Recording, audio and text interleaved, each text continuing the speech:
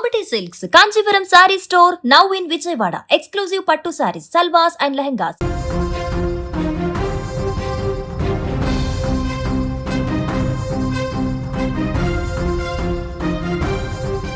గుండెలపై ఎత్తుకొని పెంచిన తండ్రే ఆ కూతురి పాలిట ఇముడయ్యాడు.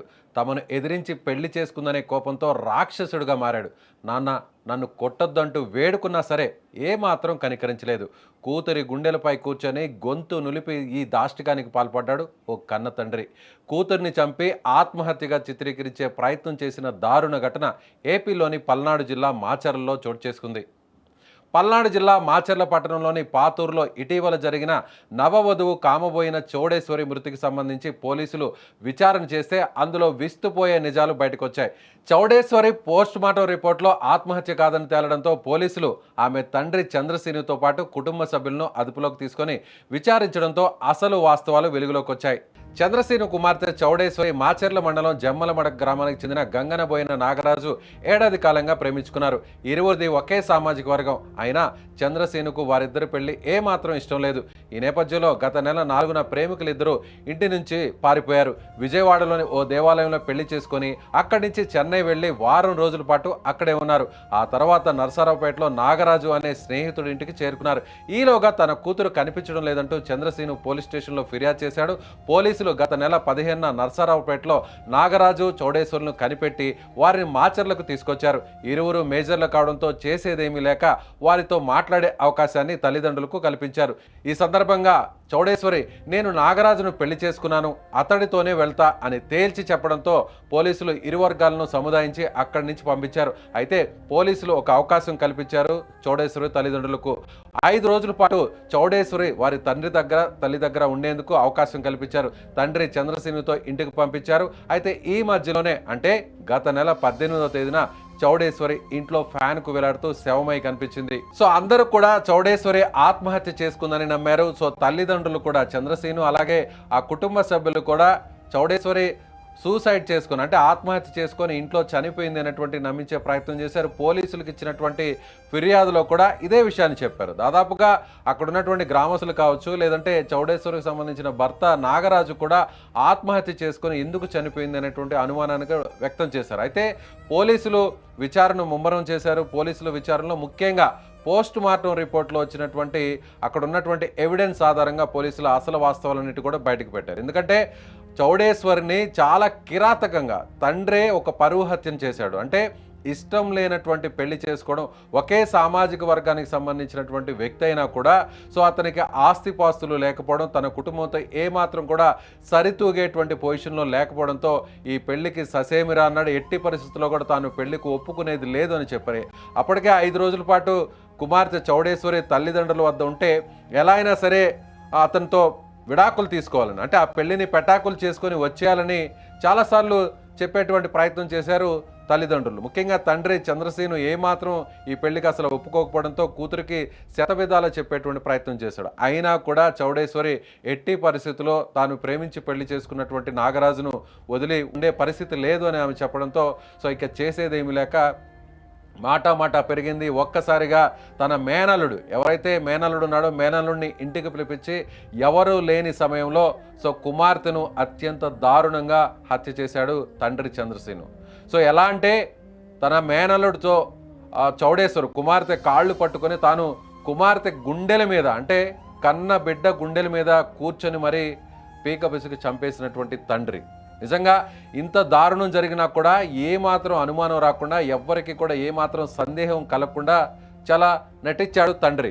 తన కూతురే పెళ్లి ఇష్టం లేకపోవడంతో పెద్దల్ని ఎదిరించి చేసుకున్నటువంటి ప్రేమ పెళ్లి వ్యవహారంలో ఎలా అయినా సరే అటు తల్లిదండ్రులు మరోవైపు భర్తగా ఉన్నటువంటి నాగరాజు ఎవరి పక్షాన ఉండాలో తెలియక సో ఆ కన్ఫ్యూజన్లోనే ఆ బాధతోనే ఆ ఆవేదనతోనే ఆత్మహత్య చేసుకుని చనిపోయిందంటూ కూడా బుకాయించారు. సో ఇదే విషయాన్ని అక్కడ ఉన్నటువంటి గ్రామంలో అందరికీ చెప్పారు.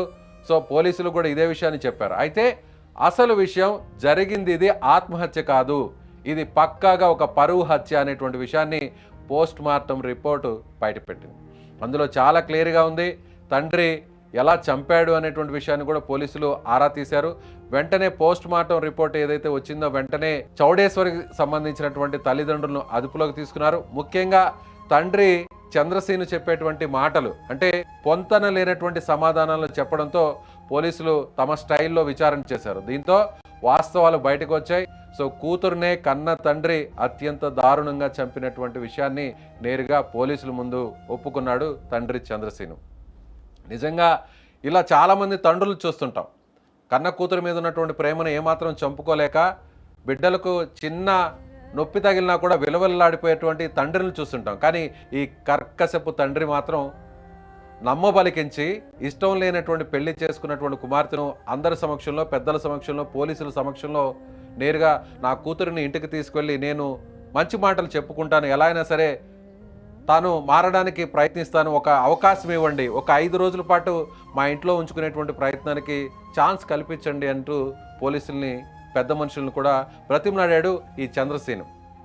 తీరా అందుకు ఒప్పుకున్నాక సరే 20 ఏళ్ల పాటు కనిపించినటువంటి తల్లిదండ్రులు కాబట్టి ఒక 5 రోజులు పంపిస్తే ఇబ్బంది ఏముంటుంది, నిజంగానే ఆ తల్లిదండ్రులు ఏమన్నా అమ్మాయిని మార్చుకొని సో నాగరాజుకు దూరంగా ఉంచుకునేటువంటి ప్రయత్నం ఏమో చేస్తారేమో అనేటువంటి ఉద్దేశంతో పోలీసులు కూడా పంపించారు.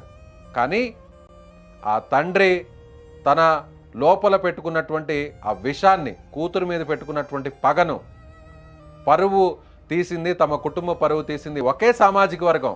సో ఇద్దరిది కూడా ఒకటే కమ్యూనిటీ అయినా కూడా తమ ఆస్తిలో ఏమాత్రం సరితూగేటువంటి వ్యక్తి కాదు తన కుమార్తె పెళ్లి చేసుకున్నటువంటి నాగరాజు అనేటువంటి ఉద్దేశంతో సో అందరూ కూడా నిద్రపోతున్నటువంటి సమయంలో కూతురిని గొంతు పిసికి చంపేశాడు ఈ దారుణమైనటువంటి తండ్రి.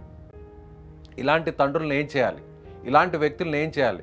పోలీసులు నమ్మించాడు, పెద్ద మనుషులు నమ్మించాడు, 5 రోజుల పాటు తన ఇంట్లో తన బిడ్డను ఉంచుకోకూడదా, కనీసం ఇన్నేళ్లు పెంచాము, తమ కన్న బిడ్డను మా ఇంటికి తీసుకెళ్తే తప్పేంటి అంటూ కూడా అందరినీ ఎదిరించాడు.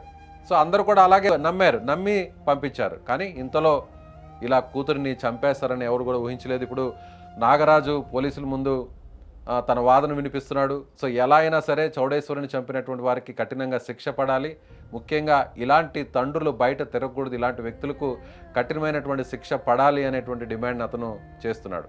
సో నిజంగా మాచర్లో ఇప్పుడు ఇదొక టెన్షన్ వాతావరణాన్ని కల్పిస్తుంది. ముఖ్యంగా ఆ గ్రామంలో అందరూ కూడా తనది ఒక ఆత్మహత్య అనుకున్నారు. ఇంతలోనే ఆత్మహత్య కాదు, ఇది ఒక పరువు హత్య. తండ్రే అత్యంత దారుణంగా కూతురిని చంపినటువంటి ఉదంతం అని తెలిసి ఇప్పుడు అందరూ కూడా షాక్ అవుతున్నారు. ఇలాంటి వ్యక్తిని ఏం చేయాలి, ఇలాంటి తండ్రిని ఏం చేయాలి? నమ్మబలికి నేరుగా ఇంటికి తీసుకెళ్ళి మేనల్లుడితో కలిసి గుండెల మీద కూర్చొని ఊపిరాడకుండా చంపి ఆ తర్వాత హత్యను కాస్త ఆత్మహత్య అని పోలీసులతో సహా అందరినీ దాదాపు 2 వారాల పాటు నమ్మించి దొంగ ఏడుపులు ఏడ్చి చివరాఖరకు పోస్ట్ మార్టం రిపోర్ట్లో అసలు వాస్తవాలు బయటపడడంతో జరిగినటువంటి విషయాన్ని అంతా కూడా పోలీసుల ముందు ఒప్పుకున్నటువంటి ఈ వ్యక్తిని ఏం చేయాలి, ఇలాంటి తండ్రిని ఏమనాలి, ఎలాంటి శిక్షలు పడాలి?